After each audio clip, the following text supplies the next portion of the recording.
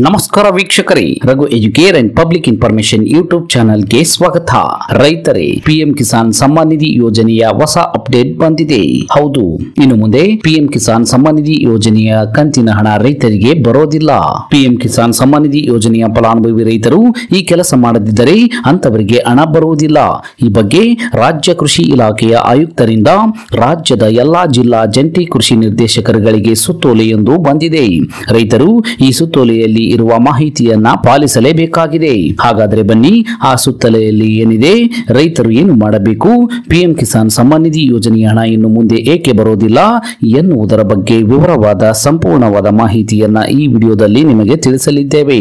ಹಾಗಾಗಿ ನೀವು ರೈತರಾಗಿದ್ದರೆ ಮತ್ತು ರೈತರ ಮಕ್ಕಳಾಗಿದ್ದರೆ, ಹಾಗೆಯೇ ಪಿಎಂ ಕಿಸಾನ್ ಸಮ್ಮಾನ್ ನಿಧಿ ಯೋಜನೆಯ ಫಲಾನುಭವಿ ರೈತ ಕುಟುಂಬದವರಾಗಿದ್ದರೆ ಈಗಲೇ ಈ ವಿಡಿಯೋಗೆ ಲೈಕ್ ಮಾಡಿ, ಸ್ಕಿಪ್ ಮಾಡದೆ ವಿಡಿಯೋನ ಕೊನೆವರೆಗೂ ನೋಡಿ ಮಾಹಿತಿಯನ್ನ ತಿಳಿದುಕೊಳ್ಳಿ. ಅದಕ್ಕೂ ಮುಂಚೆ ನೀವು ಇನ್ನು ನಮ್ಮ ಚಾನಲ್ಗೆ ಸಬ್ಸ್ಕ್ರೈಬರ್ ಆಗಿರದಿದ್ದರೆ ಈಗಲೇ ಕೆಂಪು ಅಕ್ಷರದಲ್ಲಿರುವ ಸಬ್ಸ್ಕ್ರೈಬ್ ಪದದ ಮೇಲೆ ಕ್ಲಿಕ್ ಮಾಡಿ, ಪಕ್ಕದಲ್ಲಿ ಬರುವ ಬೆಲ್ ಬಟನ್ ಅನ್ನು ಒತ್ತಿ ಆಲ್ ಅಂತ ಸೆಲೆಕ್ಟ್ ಮಾಡಿಕೊಳ್ಳಿ. ಹೌದು ರೈತ ಬಾಂಧವರೇ, ಕೇಂದ್ರ ಸರ್ಕಾರವು ಪಿಎಂ ಕಿಸಾನ್ ಯೋಜನೆಯಲ್ಲಿ ಫಲಾನುಭವಿಗಳ ಅರ್ಜಿಗೆ ಸಂಬಂಧಿಸಿದ ಮಾಹಿತಿಯನ್ನು ಸುಲಭವಾಗಿ ರೈತರಿಗೆ ತಲುಪಿಸಲು ಅನುಕೂಲವಾಗಲು ಇನ್ನು ಮುಂದೆ ಭಾರತ ಸರ್ಕಾರದ ಪಿಎಂ ಕಿಸಾನ್ ಪೋರ್ಟಲ್ನಲ್ಲಿ ನೋಂದಣಿಯಾಗುವ ಫಲಾನುಭವಿಗಳಿಗೆ ಯೂನಿಕ್ ಮೊಬೈಲ್ ನಂಬರ್ ಹೊಂದಿರುವುದನ್ನು ಕಡ್ಡಾಯಗೊಳಿಸಲಾಗಿರುತ್ತದೆ.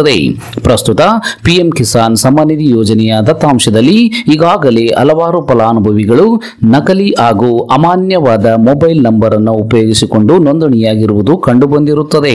ಆದ್ದರಿಂದ ಎರಡಕ್ಕಿಂತ ಹೆಚ್ಚು ಫಲಾನುಭವಿಗಳು ಒಂದೇ ಮಾನ್ಯ ಮೊಬೈಲ್ ನಂಬರ್ ಉಪಯೋಗಿಸಿಕೊಂಡು ಅಥವಾ ಅಮಾನ್ಯ ಮೊಬೈಲ್ ನಂಬರ್ ಉಪಯೋಗಿಸಿಕೊಂಡು ಯೋಜನೆಯಡಿ ನೋಂದಣಿಯಾಗಿದ್ದಲ್ಲಿ ಅಂತಹ ಫಲಾನುಭವಿಗಳಿಗೆ ಮುಂದಿನ ಕಂತುಗಳ ಆರ್ಥಿಕ ನೆರವು ವರ್ಗಾವಣೆಯನ್ನ ಸ್ಥಗಿತಗೊಳಿಸಲಾಗುವುದು ಎಂದು ಸುತ್ತೋಲೆಯಲ್ಲಿ ತಿಳಿಸಿರುತ್ತಾರೆ.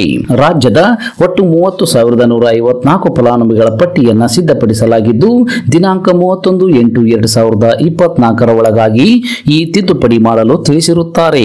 ರಾಜ್ಯ ಕೃಷಿ ಇಲಾಖೆಯ ಆಯುಕ್ತರ ಕಚೇರಿಯಿಂದ ಈ ಸುತ್ತೋಲೆಯನ್ನು ಹೊರಡಿಸಲಾಗಿದ್ದು, ರಾಜ್ಯದ ಒಟ್ಟು 30,154 ಫಲಾನುಭವಿಗಳ ಪಟ್ಟಿಯನ್ನ ನೀಡಿದ್ದು, ಆ ಪಟ್ಟಿಯಲ್ಲಿರುವ ಹೆಸರಿನ ಜಿಲ್ಲಾ ಜಂಟಿ ಕೃಷಿ ನಿರ್ದೇಶಕರು ದಿನಾಂಕ 30/8/2024 ಒಳಗಾಗಿ ತಿದ್ದುಪಡಿ ಮಾಡಲು ಕ್ರಮ ಕೈಗೊಳ್ಳುವಂತೆ ತಿಳಿಸಿರುತ್ತಾರೆ.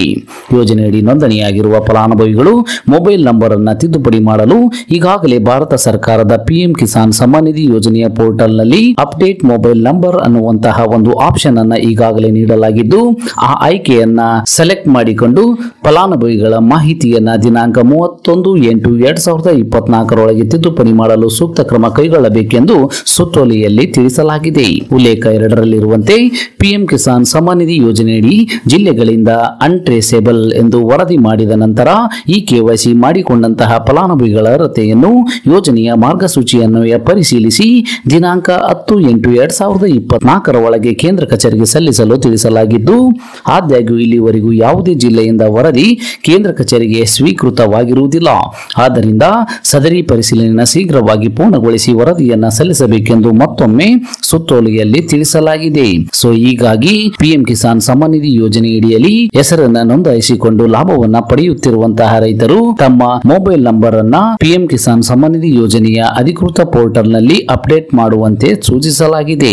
ಈ ಕೆಲಸವನ್ನ ಮಾಡಿದಂತಹ ರೈತರಿಗೆ ಮಾತ್ರ ಪಿಎಂ ಕಿಸಾನ್ ಸಮ್ಮಾನ್ ನಿಧಿ ಯೋಜನೆಯ ಮುಂದಿನ ಕಂತಿನ ಹಣ ಬರುತ್ತೆ.